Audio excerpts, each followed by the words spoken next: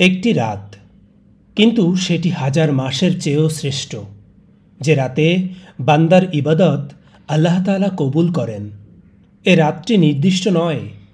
মহিমান্বিত ও শ্রেষ্ঠ এ রাতকে পেতে আমাদের মাত্র 5টি রাতে তালাশ করতে হবে, অর্থাৎ মাহে রমজানের শেষ দশকের বেজোড় রাতে তা তালাশ করতে হবে।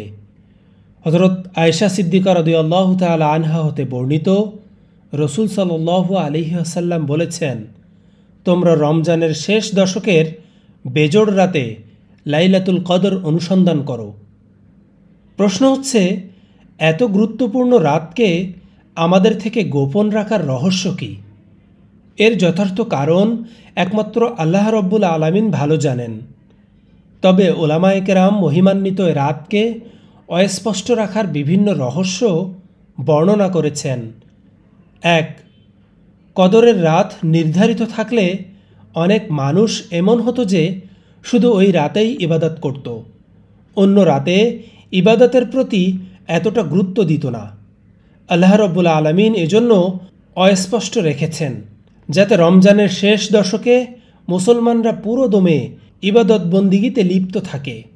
যেমন জুমার দিন যে সময়টিতে দোয়া কবুল হয়, সে সময়টি গোপন রেখেছেন, যেন বান্দা জুমার দিন পুরো সময় ইবাদতের জন্য সচেষ্ট হয়। 2.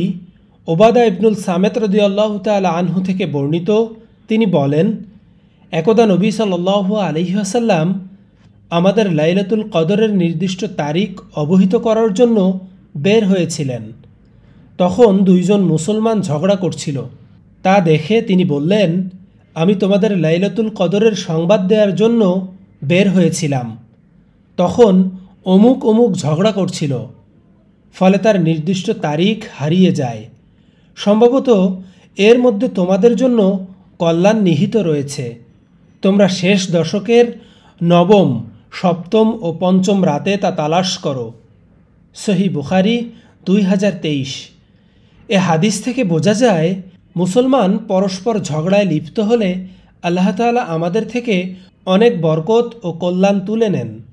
এটা আমাদের জন্য এক ধরনের সতর্কবার্তা যে পারস্পরিক কলহ বিবাদ আমাদের ধ্বংসের দিকে নিয়ে যায় এবং কল্যাণের পথকে রুদ্ধ করে দেয়। 3. মানুষের চিরায়ত স্বভাব হল লুকায়িত জিনিস সন্ধানে একটু বেশি মরিয়া হয়ে থাকে।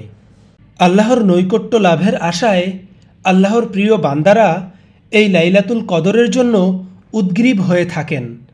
এই রাতে ইবাদত করে তারা এক অন্যরকম স্বাদ অনুভব করে। তারা ইবাদত করে আনন্দ লাভ করেন। তারা এই লুকানোর মাঝেও তা অনুভব করে থাকেন। 4. এ রাতে তাকদীর লিপিবদ্ধ হয়, আর তাকদীরের বিষয়টি একমাত্র আল্লাহ রব্বুল আলামিনই জানেন। যেভাবে তাকদীরের বিষয়টি গোপন রাখা হয়েছে, তেমনি যে রাতে তাকদীর লিপিবদ্ধ হয় সে রাতকেও আমাদের থেকে অস্পষ্ট করা হয়েছে। আল্লাহ তাআলা বলেন, নিশ্চয় আমি এটা নাজিল করেছি এক বরকতময় রাতে, শবে কদরে। নিশ্চয় আমি সতর্ককারী। ওই রাতে প্রত্যেক চূড়ান্ত সিদ্ধান্ত স্থিরকৃত হয়। সূরা দুখান 3 ও 4।